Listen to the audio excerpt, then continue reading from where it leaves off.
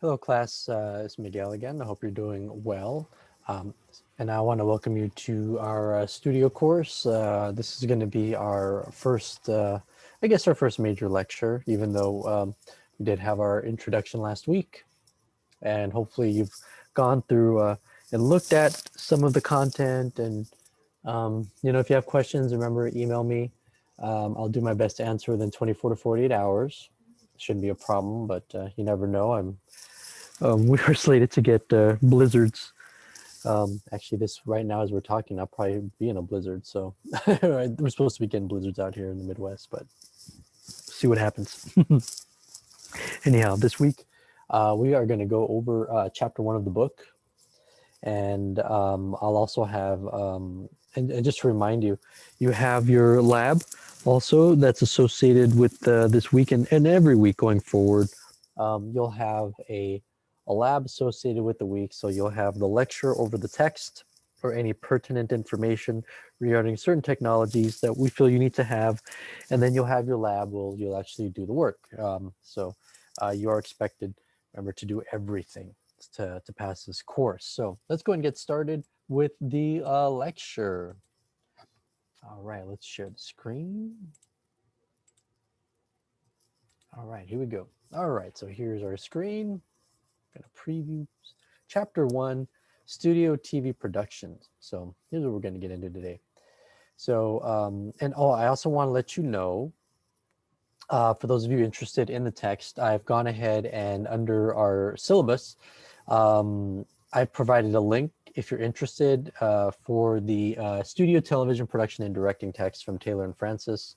We're using the 2015 edition from, and I'm using the VitaSource bookshelf. This is where I'm getting all my lecture notes from.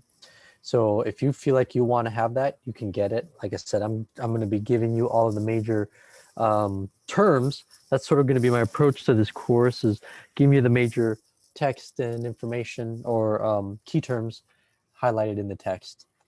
So as a way to make this go a little bit quicker, because there is quite a bit of content that we do need to get through. So let's start with talking about the studio and control room. As a definition, the studio is the large space in any studio or any television station. Oh, there I go. I try to answer the definition with the word itself. Yeah, we never do that. My bad. So it's the large space in a television studio where the set is located for the program that you're working on or the show. The studio contains all the lighting equipment, the audio acquisition equipment, and any cameras in use. This particular book, remember, since the most recent edition is from 2015, so we're looking at 5-6 years older.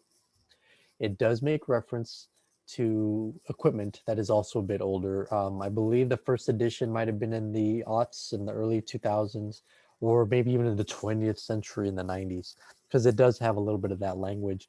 What we're going to find then is that some of the references might be a little out of date. They would still be pretty relevant.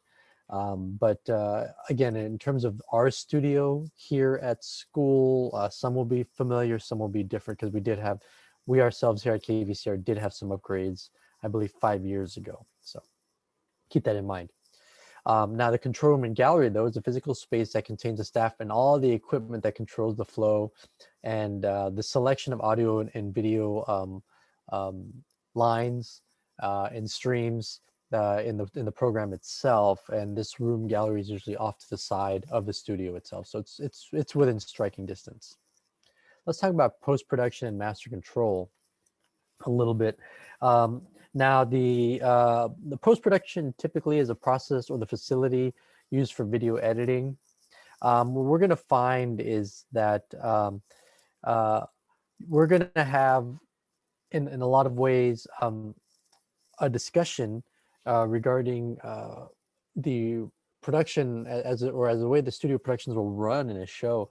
If those of you who have had experience in post-production, in which, or really what I'm talking about is in any editing. So if you've ever done any iMovie, any Final Cut Pro, any Premiere work, or any editing on your smart devices, then you'll be familiar then with some aspect of running a switchboard. The big difference is instead of having time to look at content and put it together, you're creating it on the fly. So that'll be the major difference between the two. And also, we usually talk about the anchors or the talents. This is just the generic term for the individuals who host or who work on the television programs or who are on the television programs. Okay, so talent for the most part. Let's continue talking about post-production mass control. Usually you have something called a video file server. So it's usually a PC or some sort of server-based video storage playback system. Again, less and less that. Usually now they're computers. They allow files to be accessible remotely or anywhere. There's access to that server. So whether you're actually on the show live or in or creating or getting ready to create segments for live broadcast, um, uh, these are typically accessible anywhere within that studio environment. Master control or transmission control. Now this is a physical space in the television station from where the output of the station is controlled. So this is all controlling signals. Incoming microwave and satellite feeds are received and managed from the master control. So when people are out in the field, you're receiving that and queuing it up for broadcast. Also, commercial breaks, network feeds, pre-recorded programming, live studio program are controlled in this location. So master control, it controls it all. The actual space, the physical space. So the physical space itself is the space itself with the unique construction so that the cameras can move freely about the custom sets. Remember the sets themselves, as we've experienced them on television, they look a certain way, but when you're actually on the set, you realize you're only looking at about a third of it all. You know, the other 2/3 are there to actually make it happen, to make sure that we can broadcast, and then so that it all looks also aesthetically pleasing. That's one thing. This is why I put in the word unique construction, because it's all about an aesthetic um, experience for the viewer at home. The more that they like it, or the more that it's appealing to them, the more they're going to watch your show. Uh, Now, there's something called a cyclorama or a SICK. Now, this is a curtain or flat fabric panel that's available as a backdrop inside of a studio. These also work as audio dampers or absorb the echo and are non-reflective. So they will not affect the light in the studio. And also because they are dampeners for audio, they will help make the audio itself, more pleasing to the ear, and it won't be as echoey. Then we also have hard six, which are chroma key colored six or cycloramas. These are typically made of a harder material, like in the shape. If you've ever been to a skate park or seen videos of like a half pipe or a ramp, or in this case a quarter pipe, they're in the shape of a skateboarding quarter pipe or half of a clamshell. They're not always available, but they can also be portable because if you have it, this is for chroma. So chroma keys are a certain color that's going to be replaceable by a computer, so you can put a backdrop. Now, this is usually used for sports broadcasting, for the weather, or in some places or some instances, depending on what the show is. If any of you watch Spanish programming or Spanish language programming, you've probably seen shows where you have people standing around and things happening behind them.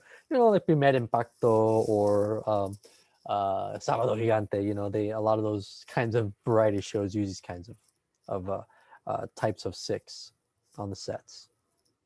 Continuing with the space, we also have the lighting grid, which is above the set in a grid, usually like in a 12 by 12 grid, or they follow a type of theater lighting, but it's a larger network of pipes and electrical service located in the ceiling of the studio so that you can move the lights around, and so that you can create the proper lighting scenario for your particular show. We have battens or barrels, and these are lighting grid made up of pipes called battens. These type of instruments are mounted to the battens themselves. And in general, anything that is any light used in the studio, we just call it a lighting instrument. I mean, this is sort of like, it is what it is. You may or may not be hearing that term. Now, what controls the lights? Well, the board does, the lighting board. This is a console that controls the power flow to each lighting instrument, each light. This permits dimming, where so if something's too light, you can lower it. Grouping, you can put several lights together to create a more powerful light or a spotlight. And fading of the lighting instruments. So if we want to create a scenario where we're exiting the show, we can. That's where the fading will come in. Older shows from the 70s, 80s, and 90s, they used to use that as part of the lighting scheme. It gave it a bit more, give it an aspect of drama. We don't see that as much now, as people just kind of go off, and then we have all kinds of advertising.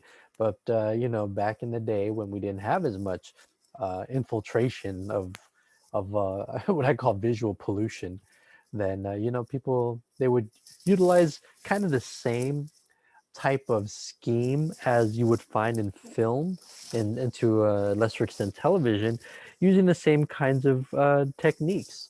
So, like for example, if you're in a film and you want to, when you're ending your show, ending your movie, or finishing part of a movie and you're getting ready to transition to another one, it's not uncommon to use a technique called dip to color, where you dip to black, because it sort of creates a sort of period or ending statement. And in general, for those of you interested in working sets, a large or very important member of the crew is the gaffer. These are production crew members that are responsible for the hanging, the aiming, and the tuning of the lighting instruments. Typically, gaffers are electricians. So if any of you have a background in the electrical arts, if you will, or understand um, how or what it means to be an electrician, this could be a position for you. These are the types of jobs that will be available for many people, and this is something that would be a good one for many of you to at least consider. And these are also um, uh, these can be below the line or not necessarily above the line, and sort of that distinction in terms of who is above the line and below the line, those would be sort of the people that are in the production studio will be the above the line. Anyone who's running around the set and gophering for things, those are below the line. And that's going to be pretty much what we're going to be doing this semester, is below the line work. Because that is how you learn. You learn, and you'll be doing, so you'll learn by doing. Let's talk about cameras themselves. We're going to have several slides where we discuss various cameras. We'll first start talking about the television, or the studio television cameras. Now, this is camera usage in general. Studio cameras originally, when people were first broadcasting in the 50s, they didn't record on the body itself, but instead were connected via cable to a patch room or into the control room, which it would then be broadcast, because that cable would go into like a switchboard where you would have your producer, your director controlling, or your technical director, excuse me, controlling different aspects of the feed, and would add audio as needed, effects and titles.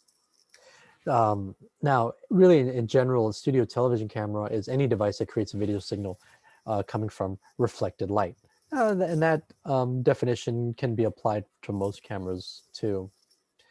Now, let's talk about cameras in general, because this will also be important to field production on top of the studio production. One of the things we'll be learning about in terms of cameras will be aspect ratio. This is the ratio of the width to the height of the image.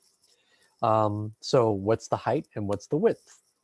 Most of you are probably familiar with 16 by 9. Now we can say, here it says typically 4:3 or 16 by 9. Again, this is showing the age of when this text was written. In the aughts, we still had quite a bit of 4:3 equipment available.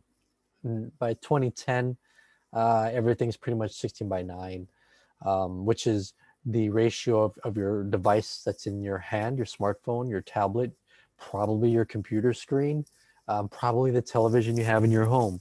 I mean, it's not uncommon for just about everyone to have a television in their home these days, but it's just the shape. This is the rectangle, and most cameras today default to that 16 by 9, so we really don't really have to make any changes for that.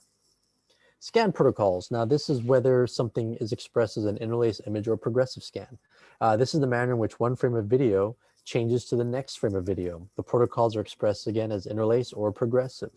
Interlaced are, whenever we're talking about interlaced scan or an interlaced image, any of you who have VCRs and movies, when you put a tape in, that's all interlaced.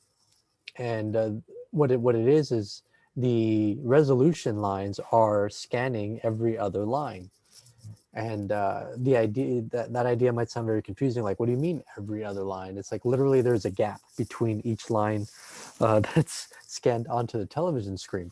It happens though in a frequency that's so fast that it's not visually perceptible, but you can see it in action. Put a tape into a VCR, press pause when the screens come up or when you have an image, and if you look at the edges, you can actually see it like fluttering, going back and forth, the top image and a bottom image replacing each other, constantly. It's like they're moving.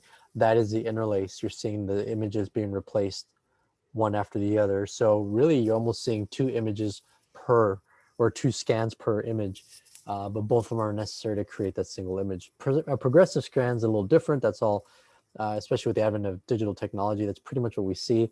But that's where you get half the screen, and it's replacing the bottom screen, and then the bottom screen replaces the top screen. Then the top screen goes to the bottom screen. So it's a whole half screen that's being replaced over and over and over, which gives us our cleaner, tighter resolutions. Now, what is a resolution?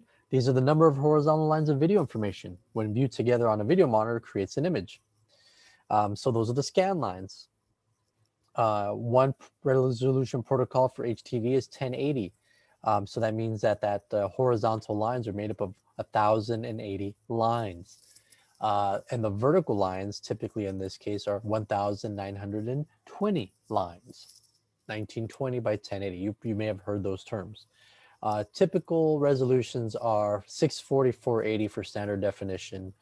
Then we move up to 1020 by 7, the 720 lines of resolution, which is the beginning of HD. And the HD resolution really is referring to any number that is above the standard resolution. Now, here's where it can get confusing in a sense, because even though the 720p or 720 is considered HD and 1080 is HD, remember, and 1080 is 1920 by 1080, 720 is 1280 by 720. You also have another one that's 540, and that's typically 960 by 540. It's that in between HD and SD, and it's a matter of opinion, but that's still considered standard resolution, but a higher resolution. But just know that that's also available to you. Important for us, not really. Most of the work that we do in terms of the studio will be in 1080, and now it's moving into 4K. But when you guys turn in your work to me, I don't need anything in HD. In fact, the resolutions of 480 or 540 are going to be just fine. Studio cameras. Now, studio cameras, contemporary ones, and this is more in line with what we're working with, use memory like flash memory. Now, flash memory is a non-volatile computer memory as opposed to tape or film. It just means it's a type of technology that's similar to what you have in your camera, in your phone, or on your USB memory stick. It's a type of memory where sectors are written on and rewritten on through a finite number of times. But it's also more reliable than tape-based memory in the sense that, I shouldn't say that it's more reliable, but now it's more readily available. It seems to last a long time. I mean, I still have tapes that I have content on, but so it remains to be seen whether those little SD cards will retain their data. And then those are typically what we're familiar with, the SD cards, which are types of flash memory. We have ISO. Now, ISO is not, in this case, we're not referring to light sensitivity, but instead isolation recording. So this is in the studio, remember. Camera is said to be an ISO when the video feed from the camera is recorded apart from and addition to the video program. So it's kind of like isolated in a way, right? Isolation recording, it's being separated. And not at all light sensitivity, right? Which ISO is usually where we say ISO of 100, 200, all the way up to about 800. This is different. Now, studio, again, for studio, we have something called as live. This is a procedure where the production of the program itself is being conducted as if it were live. The production itself is carried out typically in real time, but it's not being broadcast. Okay, that's sort of the difference. It's going to be very similar to what you'll be doing with your lab this week with the Switcher Studio, where you'll be doing those recordings, but you're going to be recording to the device itself as live, but you're not going to be broadcasting it anywhere. But if it were broadcast, it would be exactly as the way you produced it. So it's great for practice, but it's also a great way to make something with its switchable cameras, and and then also so that you don't have to work on it later in post, and edit it in post, because those of you who have done video editing will know that that can be very, very, very time consuming. I got ahead of myself and was talking about camera resolutions earlier, so let's do that review now. So SDTV is standard definition television. It's any television signal made up to 525 lines of resolution analog, or 480 lines of resolution digital at 30 frames per second in black and white, or 29.97 frames per second in color. Why is it 30 frames per second in black and white and 29.97 in color? Typically, the black and white is analog. That's why, and it can handle these resolution numbers. 29.97 is because of the digital technology and the fact that it's everything's handled in bits, right? Which is ones and zeros. So it is the math equals out to 29.97 instead of 30. It's also why we have 23.97 and 20 instead of 24 frames per second, and those et cetera. This is why you see those strange decimal numbers. It's because of the mathematics. And you can see that we can go all the way up to 525 lines of resolution, even in SDTV. Those of you who ever worked in analog know that there's a separate protocol from RCA connectors.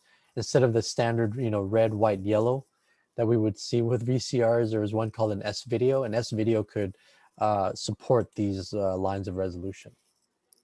HDTV then is high definition television. It's any television signal that contains more than 480 lines of resolution. So this is why I said that there's that 540, which is sort of in between. But typically we're talking about 720 or 1080 lines. Now we also have HDTV or 4K. Some of you will have 4K televisions, and even our computer screens are hitting these resolution lines. So these are line resolution protocols of up to 2,160 horizontal lines. It's basically 1080 times 2. It doubles it. So 4K is now a standard for broadcast. It's just like HDTV and SDTV. The techniques will be the same. It's just that the resolutions are bigger. Now with bigger resolutions, especially for those of you who are doing the work and working in Wi-Fi, sometimes they can be problematic, because if you're doubling the resolution, that means there's more data being transferred. So this is why when we're working sometimes in these studio environments or we're learning, this is why we sometimes don't require 4K, because once you get into these higher resolutions, more technical problems will arise. And we usually save these for your projects or shows for your finals, when, okay, now it's real, let's see how you do. But otherwise, especially I know for me, because we're doing all this remotely, HD is fine, and even standard definition when you turn in is what I prefer. And the camera operator is the crew member, the production crew member that's responsible for operating the studio camera. Let's talk specifically about the NewSet now. NewSets, this is centered around a desk to deliver program content. I mean, literally, right? Whenever you watch a show, whether it's some sports show on something like ESPN, or you're watching your nightly news, right? You're watching KTSM, Channel 5, I think that's still what it is, right? Online. Those sets are specifically designed to mimic a studio environment.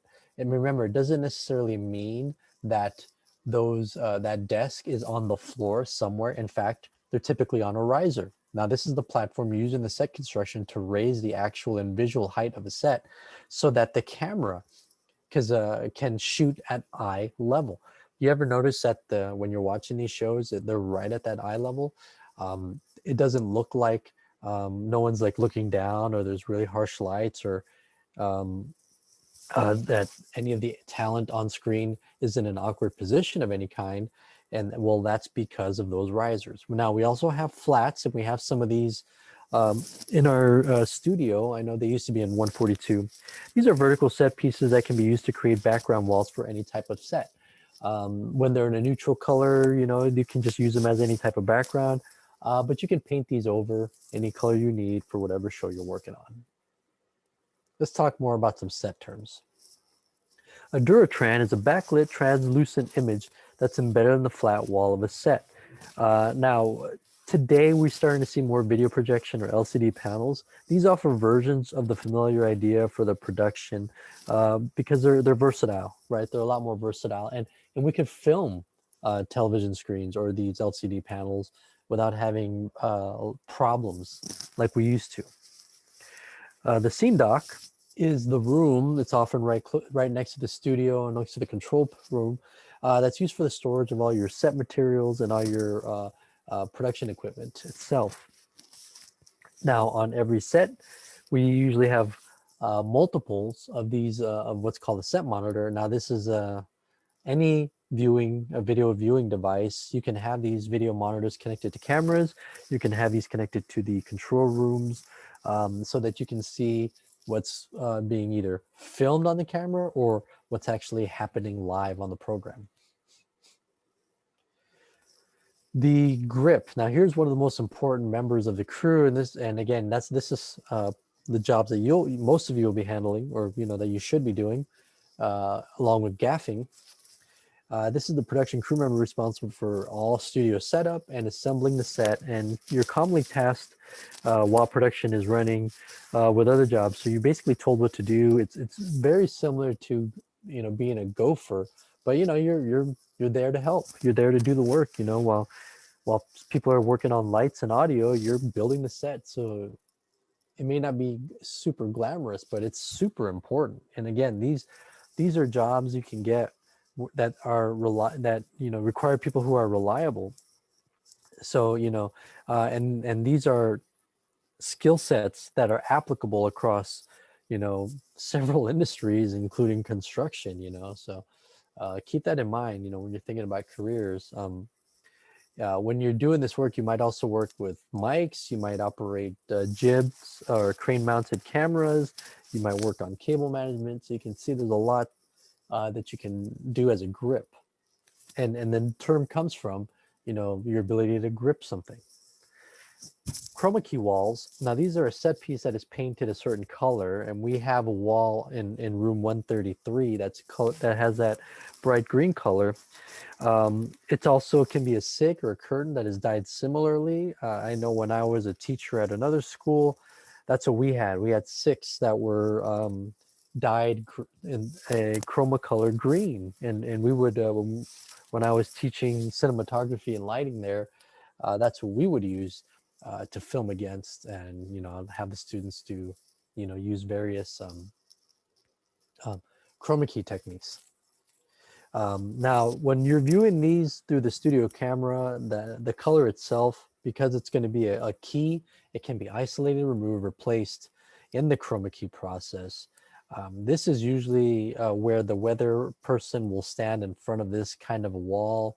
They're usually delivered in front of these walls, or the sports person, when they say, well, take a look here, and they turn back and there's the wall behind them, and we're starting to see this more and more in YouTubers as well. Now, here's where we're talking about controls, patch panel and signal routing. This is typically located on the wall of the studio,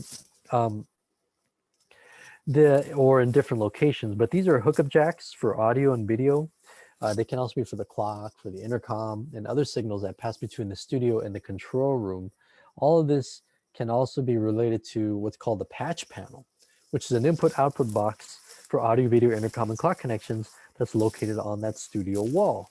Remember, these are the jacks that are just there, and you just plug into again, so that control and set have a direct connection. Let's talk specifically about certain audio terms. If we're talking about A1, that's typically the first audio operator or the production crew member responsible for operating the audio board. An A2 person is your audio assistant, and you just call them by A1 or A2. A2 is helping A1. They can also be a PA or a grip. A mic or microphone, any kind of transducer. Now, a microphone changes sound waves to an electromagnetic signal, and that's what, again, captures all of our sound.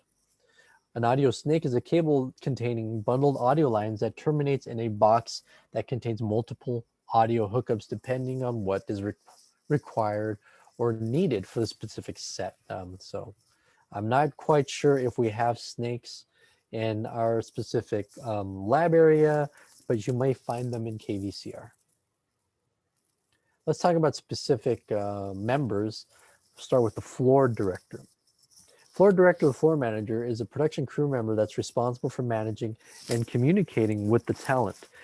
These directors cue the talent, they relay commands and timing information from the control room, they assist studio crew members responsible for studio safety. I mean, you can see they're the ones running or working with the talent specifically.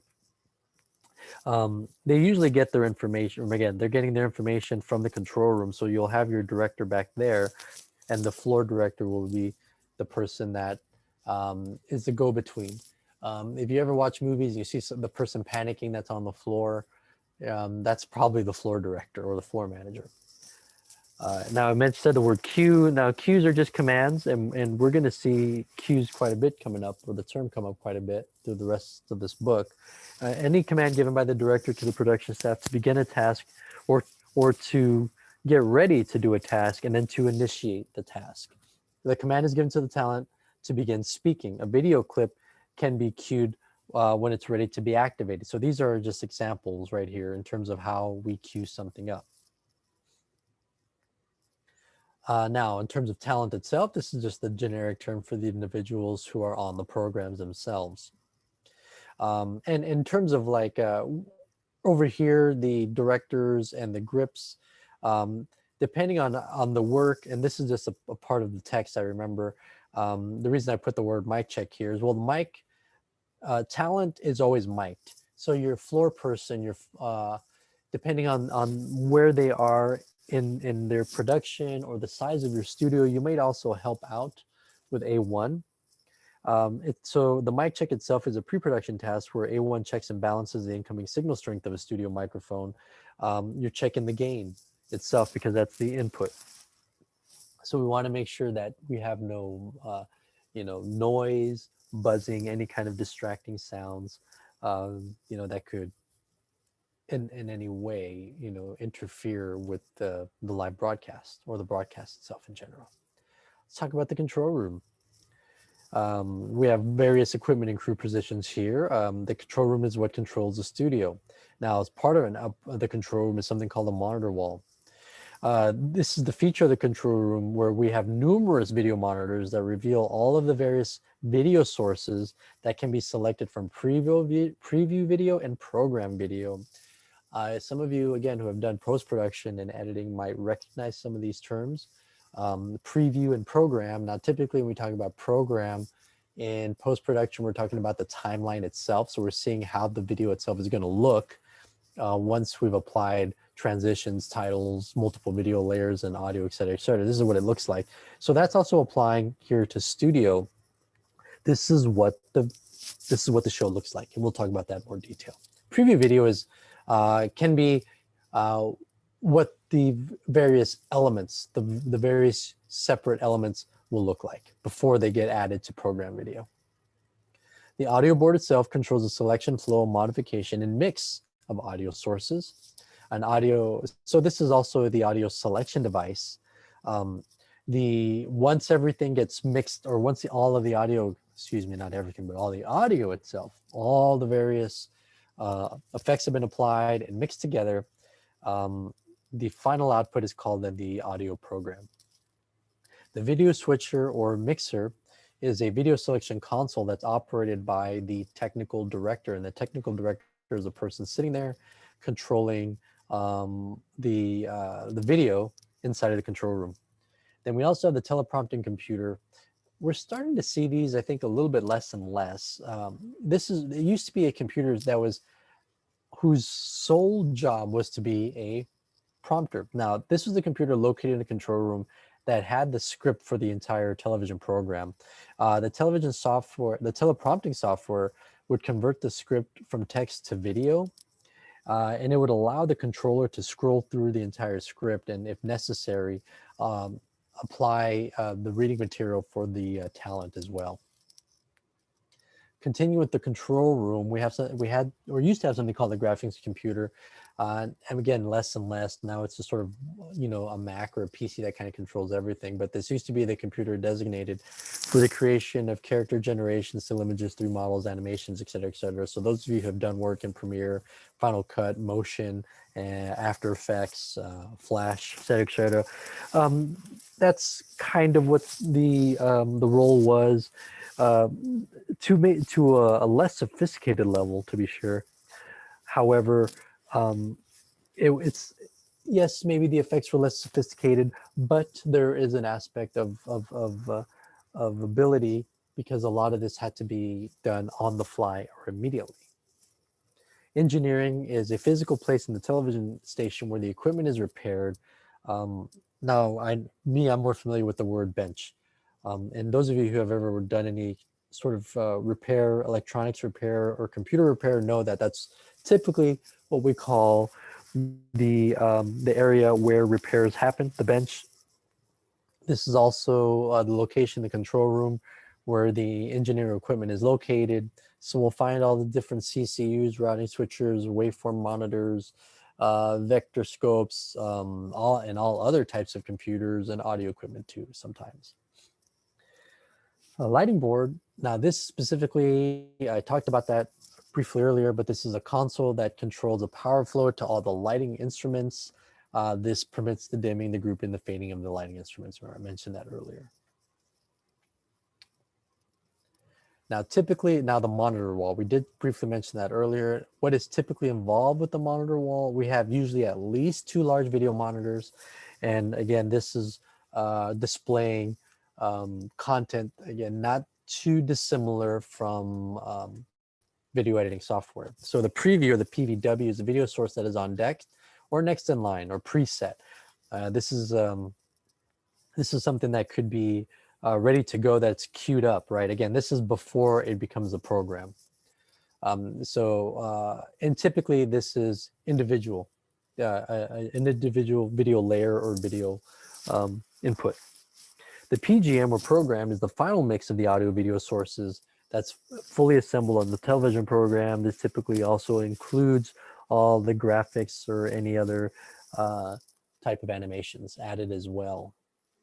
The multi-viewer, though, is the large overhead video monitor that is divided, now this is using software, into multiple video viewing scenes of varying size. So in those multi-viewers, you will have the preview and the program monitors in one, so you can see one and the other. These multi-viewers can replace the use of a monitor wall because you're using software, and these are typically connected to a computer of some kind, and that computer then can also have all the assets and control other aspects of the control room as well. Video switcher and technical director. The switcher itself is a video selection device that controls the video sources that are activated to preview and program. So the switcher sends it to preview and then to program. The technical director or vision mixer, this is the production crew member that's operating the switcher itself. So it's kind of like a live editor. The video program itself, as a final definition, is the final mix of the sources flowing from the video switcher. That's it. It's what you see. Audio board. This audio board is what controls the selection, flow, modification, and mix of all the all the audio sources. So it can also be the audio selection device. So, and just like the video switcher, the final output is called the audio program.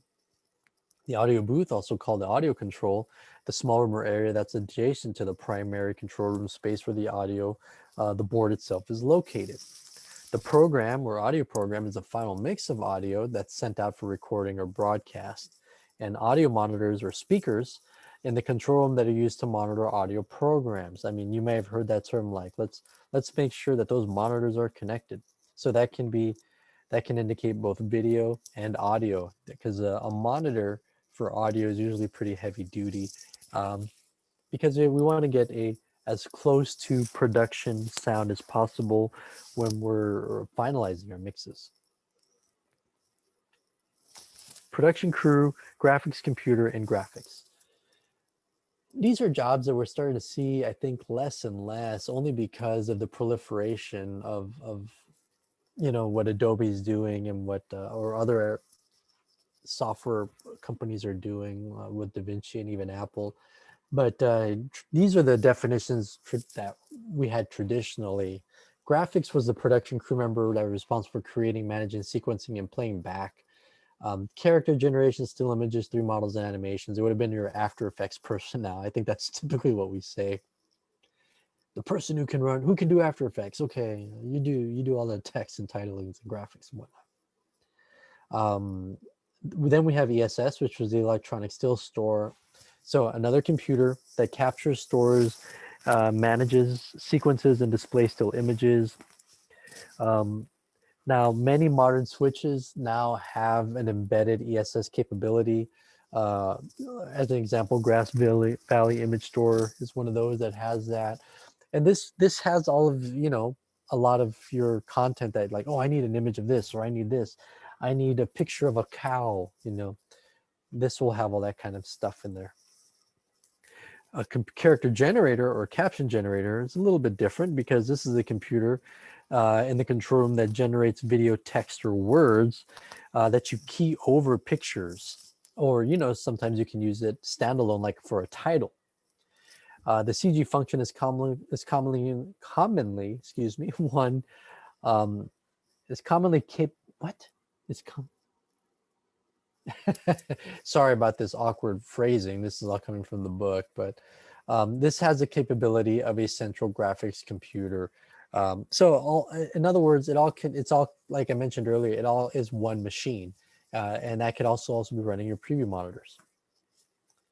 3D animation. Now these are 3D graphics programmed that also have movement, hence animation. Prompting computer and prompter. We did have a quick intro to that a second ago. The teleprompting computer is located in the control room. Again, this is what has all the script. It converts the script to video and allows the controller to scroll through the script, and also to send it to the prompter itself, or the teleprompter. This is the production crew member responsible for the management, recall, and display of the prompting script. This all has to be. It's very important. Without knowing the script and the timing, you can be off base. And just so some of you are familiar, especially with field production, we're starting to see this a little bit less and less. And because for example, like I use an app on devices, or have used apps and devices with my talent. For example, when I'm having them read off of a script, and you can just play it off of your device now, so you don't necessarily need a computer. Just give you an idea of just how powerful all of our computing devices have now become. Playback. The playback itself, here we're talking about a crew member. The television program itself is recorded, remember, and any pre-recorded material that is needed for the show is controlled from this playback position. So playback is the production crew member that's responsible for the management and playback of all the video clips in a television program. This particular crew member is also going to be recording the program typically, and it all happens in one sort of action, or it should. It just makes it easier. Now, the video playback device is any machine that can play a pre-recorded video clip. It used to be like the VCRs, or tape decks. Now it can be just any computer. You just push play. These devices usually can also record a video audio signal. DDRs, or digital disc recorders, is an audio video playback and recording device. Um, Again, these are just now, use removable flash memory media. It's just the recorder itself, that you push record on. So it's like a VCR, but instead of using tape, you're using flash memory. And typically, when we want the playback to play the pre-recorded video clip, that's when we say roll this footage. You may have heard that term, or if you've watched movies where they have a studio and they say rolling, that just means playback. That means go, play it. Play the pre-recorded video clip. The broadcast engineer. This is the production crew member and station employee that's responsible for the audio and video routing, the signal quality, signal balance, and equipment repair. So they may not be responsible for actual production, but they're there for support. They want to make sure that everything is functioning properly, so that the cable strengths are good between the camera and the studio, the signals, the microwave signals going from satellites to trucks to studio. They want to make sure all of the signal qualities are strong and that there's balance. A live feed or a live shot is a story format that features a reporter live on the scene. And I think we've all seen that. Anytime that we've had someone in the anchor say, and now we're going to go live to so-and-so. And then, we see the person standing there. This can be returned to the station via the microwave satellite or cell signal now, or on the internet via Wi-Fi connection. We're going to do versions of that using a Switcher Studio, and keep in mind that, or whatever software we're using, but keep in mind that these are going to mimic the exact same flows that happen in a studio. This is why we're doing them this way. CCUs are any camera control units. So this is a remote control for the television, or the studio television camera, that is located inside of the control room. These control power, color balance, iris, white, and black balance. So again, these are all controllers for the studio cameras. Broadcast engineers make sure all of this is in proper working order. They also work with the waveform monitors. Now, these are machines used by engineers to monitor video luminance, black and white, or brightness levels. They also work with vector scopes. These are used by them to monitor the chrominance levels. So luminance is light level or brightness. Chrominance is color. A shader is a member of the staff that's responsible for writing the iris on the cameras during live production to make sure that we don't get overexposure, and they can close it down if there's too much light.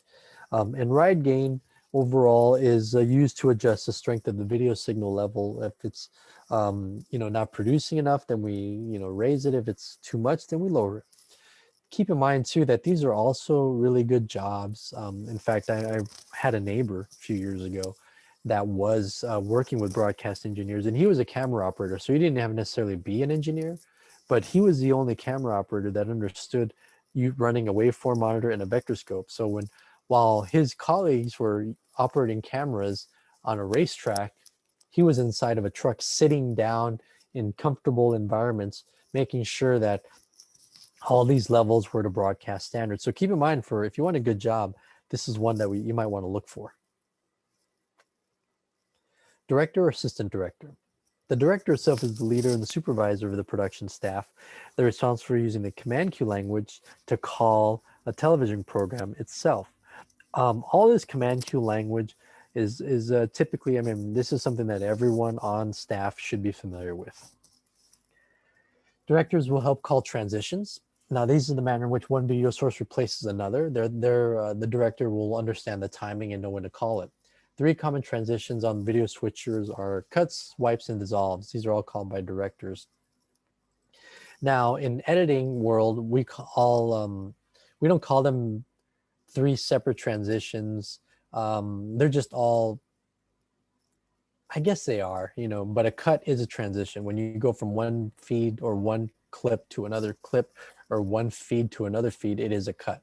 The wipe is where we'll define wipes and dissolves in just a second, or in another lecture.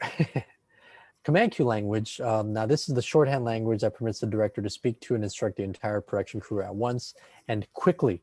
And like I said, everyone will be familiar with this language that's on the set, or should be. And that's part of our your training too, is to start to learn this CCL, this command cue language. Any ADs, assistant directors, or PAs, production assistants, are responsible for timing the programs themselves. They keep the show on track in time, and they are the, sort of, in many ways, the lifeblood of the show. They keep everything organized and keep things running. Producers, a little bit different than a producer on a film. On the studio or television, they're responsible for the content of the program itself. So sort of the creativity, the script, the story, the pre-recorded video clips, while the director is running the feed. So that's sort of how the terms get they're changed a little bit, and why when we talk in today, like I myself have called myself a producer or a content creator because I'm making the content. So I've called myself a producer, but I've also produced work in a film sense where I have helped bring the money together, and I've been a liaison between the money people and studio people and my directors who are getting the project done. Interrupt feedback, IFB, or switch talkback.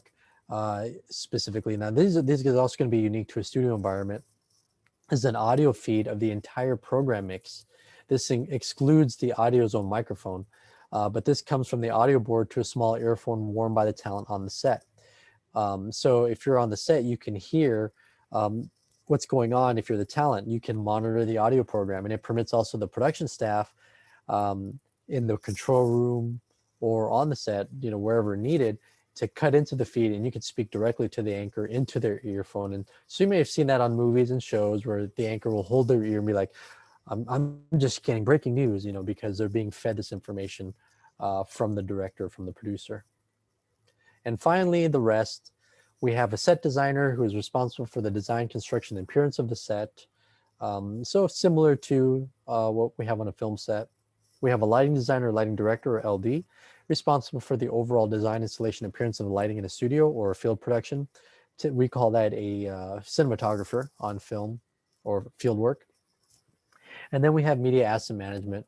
This is the science, procedure, and protocol of managing all the video, audio, and graphic files on the different media servers, or MOS, media object servers. These people are tasked with organizing and archiving the current programming and other newly acquired or created assets. So they manage all the assets that are being produced. They can also be responsible for video editing tasks. So if you prefer to work on post or behind the scenes a little bit more, this is a great job. This is like also being a librarian in a lot of ways, because you are organizing and managing the assets that have been created by the studio or by your show that you're on. So this could be a very interesting job as well, or career. So this pretty much will end the content that's in chapter 1. So chapter 1 again is an overall preview, if you will, of what we're going to be talking about in terms of studio. We'll break down some of these terms a bit more and get into more detail. Like, when we talk about lighting, we talk about the different types of lights and light strength and light temperatures, et cetera, et cetera. And just remember, for this particular text, we're going to have 7 chapters. So we'll have 7 lectures that talk about studio. And then I will also give you separate lectures in terms of field production and documentary, because that's definitely that's more in line with with the work that I do. So again, if you have questions, please let me know. And remember, you also have to go to lab and or go to the lab page in the same module, and you'll have plenty of content to look at there. You probably have another 2 hours in there at least. Just know that this might happen for the first few weeks. We're gonna be very busy, as a reminder, these next few weeks, as we all get on board and try to, we're catching up in a way because this was a late start. So this is why we have a lot of heavy work at the beginning, but it'll all be worth it. All right, everybody. As we like to say in show business, go break a leg. And I hope you all have a very productive week. And as always, please email me with any questions. And if there is a discussion due this week, be sure to get on that. Have a good week, everyone.